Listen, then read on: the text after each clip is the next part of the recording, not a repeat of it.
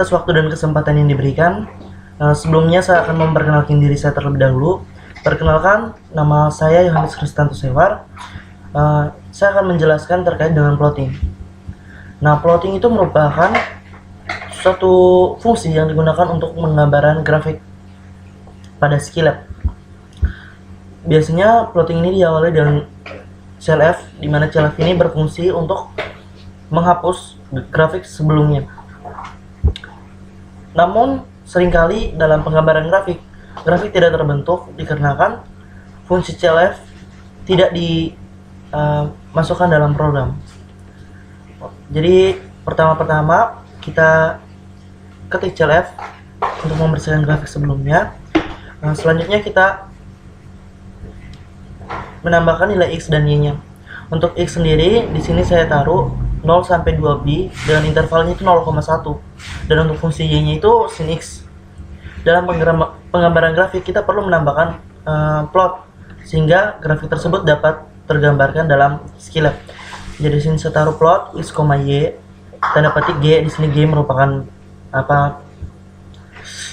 pemberian warna pada grafik.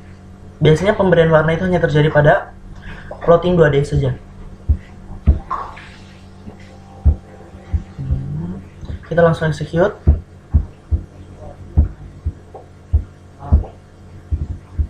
Nah, grafik yang terbentuk seperti ini, dimana dimulai dari 0 sampai dengan 2pi dengan intervalnya itu 0,1.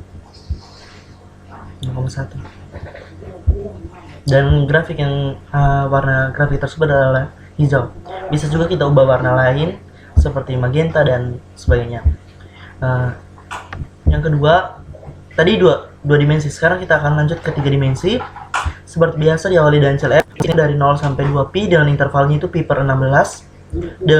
Di sini size ini maksudnya ukuran dari sumbu X sendiri. Terus Z sin X kali 1X, plotting 3D X, Z, dimana nilai Y-nya, sumbu Y-nya itu adalah sama dengan sumbu X. Kita langsung execute.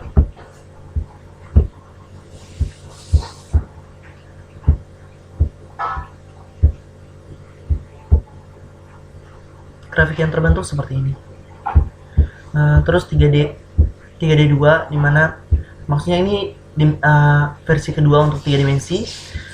Seperti biasa, CLF X dari 0 sampai 2pi dan intervalnya pi per 16. Display size X maksudnya menampilkan ukuran dari sumbu X sendiri.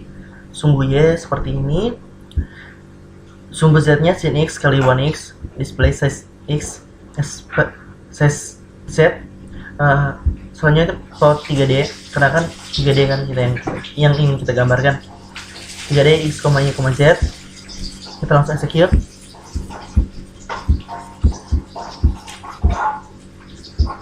Oke. Terus kita lanjut dengan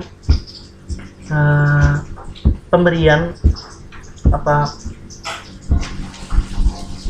pemberian nama dan keterangan pada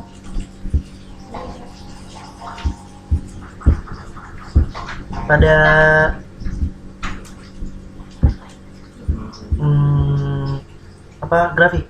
Jadi untuk pemberian warna pada penamaan pada grafik itu tinggal kita tambahkan saja Xstyle, trigonometri fungsi, nama grafik tersebut X, Y. Di sini fx, maksudnya fx kan sama dengan Y ya.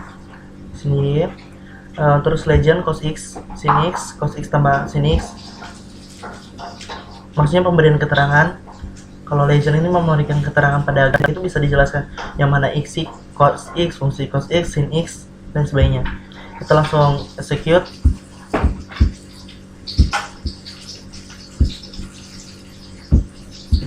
Nah, grafik yang terlihat seperti ini. Terus dengan link space. Jadi CLF U sama dengan link space. Fungsi link space dari min pi per 2 sampai pi per 2 dengan ukurannya itu 40. Dan untuk F-nya itu sendiri, V-nya itu sendiri, link space dari 0 sampai 2pi dengan ukurannya itu 20. Terus sumbu X-nya cos U, dimana U-nya itu sendiri adalah link space dari pi per 2 sampai pi per 2, min pi per 2 sampai pi per 2, dan cos V nya itu dari V nya itu dengan 0 sampai 2 pi dengan ukurannya 20. Terus Y sama dengan cos U kali sin X sin V, terus Z nya itu sin U kali 1V. Langsung kita plotting, plot 3D2 X, Y, Z. Maka grafik yang terlihat itu seperti ini. Nah, selanjutnya adalah yang terakhir, subplot, dimana subplot itu penggambaran grafik juga. Kita langsung execute.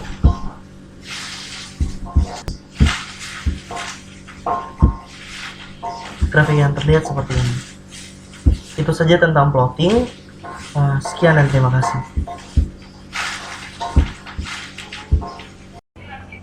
Selanjutnya saya akan menjelaskan tentang looping interaction.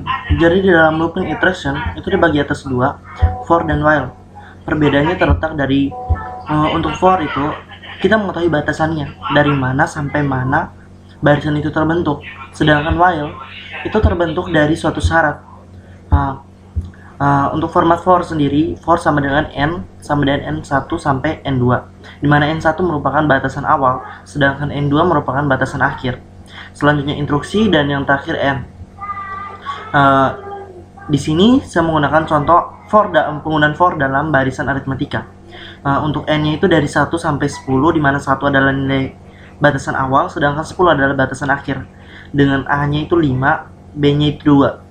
Selanjutnya saya masukkan rumus un, dan akan ditampilkan n, variabelnya itu n dan un, diakhiri dan n. Kita langsung execute.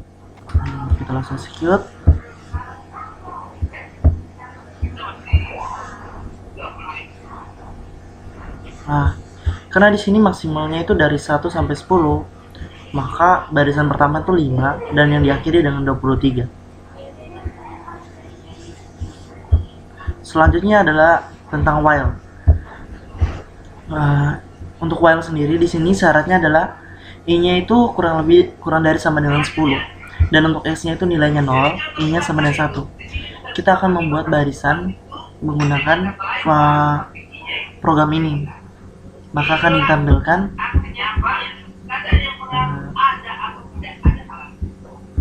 barisannya itu dari 1, 3, 6 sampai 55. Selanjutnya saya akan menjelaskan tentang if dan else, dimana if dan else ini biasanya digunakan dalam menentukan kualitas atau mutu dari nilai mahasiswa atau siswa sendiri. Yang pertama kita perlu melakukan membuat input untuk nilainya. Jadi n-nya itu sama dengan variabelnya n, input masukkan nilai. Terus untuk if dan kita tentukan untuk n-nya itu kalau seandainya dia dapat nilai 95, maka yang akan ditampilkan nanti adalah a dengan pernyataan bahwa dia lulus. Selanjutnya else if, dimana dari nilai 91 sampai 95 akan ditampilkan nilainya, akan ditampilkan bahwa dia mendapatkan nilai amin dengan pernyataan lulus. Dan paling akhir itu ada apabila nilai yang di atas itu sudah tidak termasuk, maksudnya nilainya itu tidak termasuk dalam nilai yang di atas, maka akan ditampilkan bahwa nilai tersebut adalah D dengan pernyataan tidak lulus. Kita langsung execute.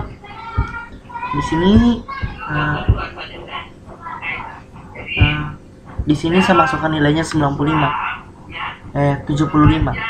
maka akan dinyatakan bahwa dia mendapatkan nilai C+ dengan pernyataan bahwa dia lulus. Itu saja penjelasan dari saya. Terima kasih.